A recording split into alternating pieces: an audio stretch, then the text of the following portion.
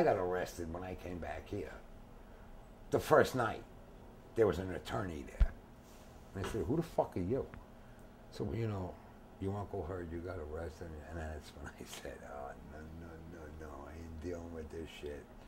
And he says, we can get you out by tomorrow. I said, no, I'll stay right here. I'll take care of my own shit. Because I knew as soon as I got out, I'd get popped. You know, I mean, that's the game.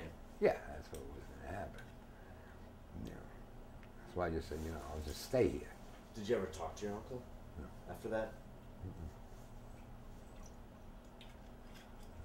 No. That must have been scary. Yeah. Was that the scariest thing ever? I mean, no. Scariest thing ever was Hill 875, period. After that, there was no fear.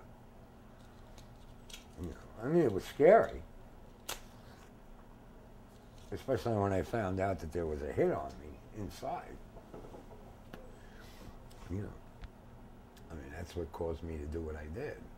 I mean, I was ready to go away and do my time. You know.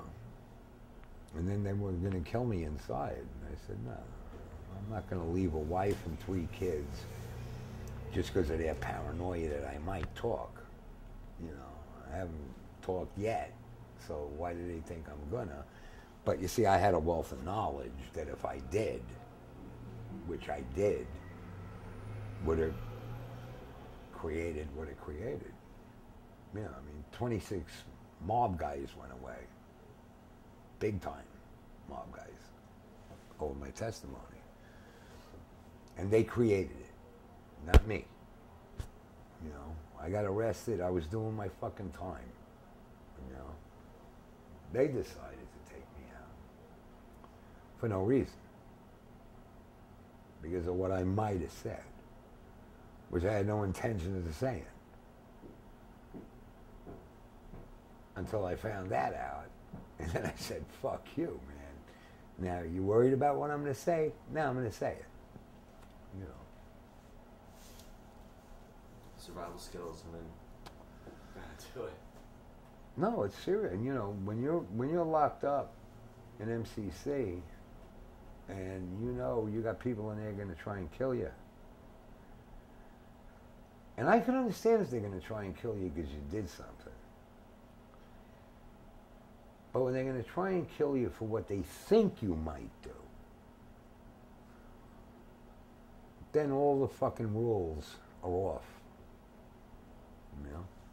All the rules are off. And that's really important. Because that's what caused me to do what I did. You know? And that's a very important fact. And they've done it over and over. You know? You knew right away, right? You knew once you I saw knew that when lawyer. they sent that lawyer in. All right? And oddly enough, this lawyer was an ex-Special Forces guy from Vietnam, you know.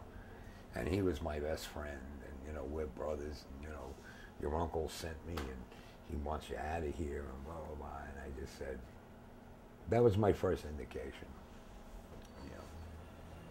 Because I hadn't spoken to my uncle for 5 years. I was in L.A., you know. And to save face, when I split for L.A., he said that I split with $250,000 of his money. In actuality, I split with me, my wife, 2 kids, and one in the cooker with $1,500.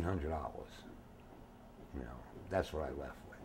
I never stole any of his money. And I never would have thought of stealing any of my uncle's money.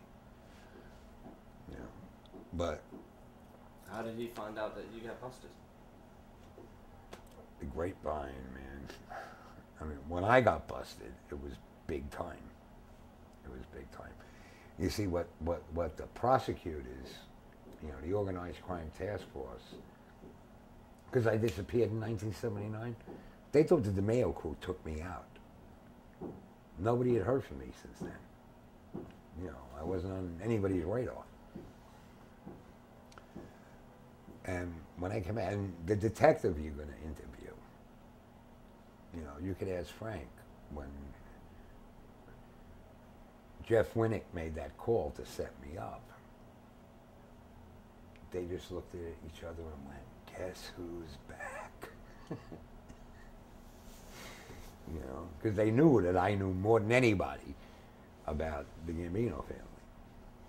You know, I mean, they had been looking for me, but then they just decided that I was dead. So they stopped. And Frank told me, he said, we were all in the organized crime, you know, in Walter Mack's office. And when Winnick made the call, they just looked at each other and they said, "Guess who's back?"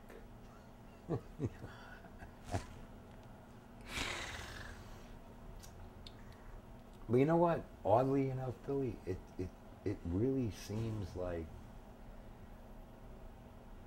none of it ever happened. You know, today, it's almost like surrealistic. It's like I never was in that life.